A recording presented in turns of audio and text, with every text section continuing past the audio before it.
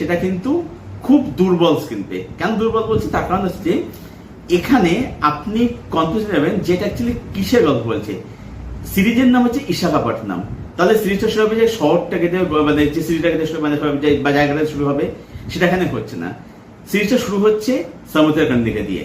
আপনি কনফিউজ হচ্ছেন অ্যাকচুয়ালি এটা কার গল্প, এটা সমুদ্রাকান্দির গল্প, এটা ঐশ্বর্য রাজেশের গল্প, নাকি এটা ইশাখাপট্টনমের গল্প। এখানে যেটা দেখাচ্ছে কোনো কিছু এখানে কিন্তু ব্যালেন্স করে দেখানো হচ্ছে না। ধরুন এখানে যখন শর্ট গল্প দেখাচ্ছে টানা শর্ট গল্প দেখে যাচ্ছে, সেখানে ক্যারেক্টার কোনো স্পেস পাচ্ছে না। যখন সমুদ্রের দিকে দেখাচ্ছে তখন শুধু তাকিয়ে দেখানো হচ্ছে।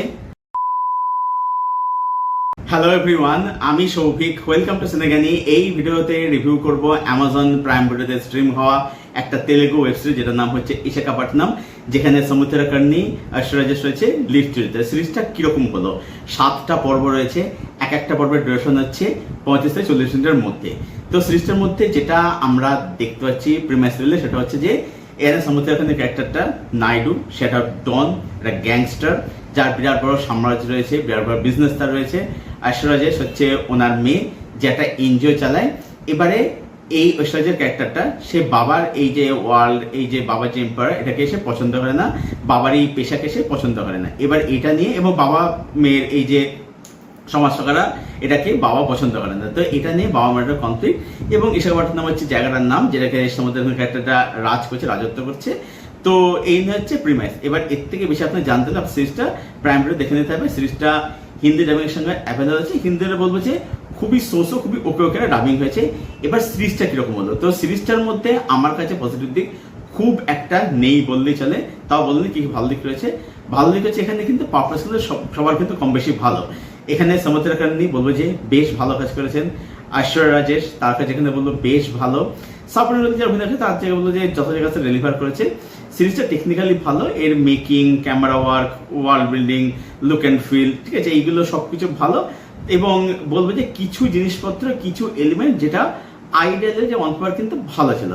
এবার সিরিজটার মধ্যে কি কি সমস্যা রয়েছে, প্রথম কথা হচ্ছে এই সিরিজের যে স্ক্রিন পে সেটা কিন্তু খুব দুর্বল স্ক্রিন পে। কেন দুর্বল বলছি তার কারণ হচ্ছে যে এখানে আপনি কনফিউজ যাবেন যে এটা অ্যাকচুয়ালি কিসের গল্প বলছে। সিরিজের নাম হচ্ছে ইশাখাপট্টনম, তাহলে সিরিজটা শুরু হবে যে শহরটাকে মানে যে সিরিজটাকে মানে বা জায়গাটা শুরু হবে সেটা এখানে হচ্ছে না। সিরিজটা শুরু হচ্ছে সমুদ্রাকান্দিকে দিয়ে। আপনি কনফিউজ হচ্ছেন অ্যাকচুয়ালি এটা কার গল্প, এটা সমুদ্রাকান্দির গল্প, এটা ঐশ্বর্য রাজেশের গল্প, নাকি এটা ইশাখাপট্টনমের গল্প। এখানে যেটা দেখাচ্ছে কোনো কিছু এখানে কিন্তু ব্যালেন্স করে দেখানো হচ্ছে না। ধরুন এখানে যখন শর্ট গল্প দেখাচ্ছে টানা শর্ট গল্প দেখে যাচ্ছে, সেখানে ক্যারেক্টার কোনো স্পেস পাচ্ছে না। যখন সমুদ্রের দিকে দেখাচ্ছে তখন শুধু তাকিয়ে দেখানো হচ্ছে, তখন সেখান থেকে ঐশ্বর্য রাজেশ, তখন সেখান থেকে সাপোর্টিং যারা ইম্পর্টেন্ট ক্যারেক্টার রয়েছে তারা পুরো গায়েব, পুরোটা তাকে দেখানো হচ্ছে। আবার ঐশ্বর্য রাজেশ আসছে তখন শুধু তাকে দেখানো হচ্ছে, তখন বাকি সাপোর্টিং কাজ সমুদ্রের ক্যারেক্টারটা তখন গায়েব, তখন তাকে ফোকাস করা হচ্ছে।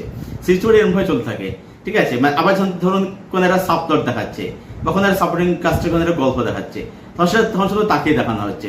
তো সিরিজটার রাইটিংটা না ভীষণ হচপচ টাইপের এবং মানে খুবই ডিসজয়েন্টেড এবং মানে একদম ব্যালেন্স রাইটিং আমি একদম পেলাম না আর কি।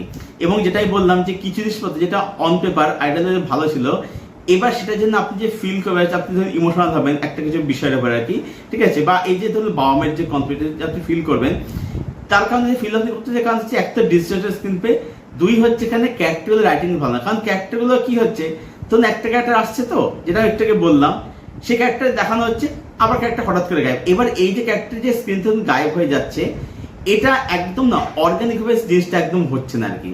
তো সব মিলে এটাই বলবো যে ইশাখাপট্টনম এই সিরিজটা আমার কাছে একটা খুবই অ্যাভারেজ একটা সিরিজ। এবারে চাইলে আপনি সিরিজটাকে দেখতে পারেন, আদার্স সিরিজটা স্কিপ করতে পারেন।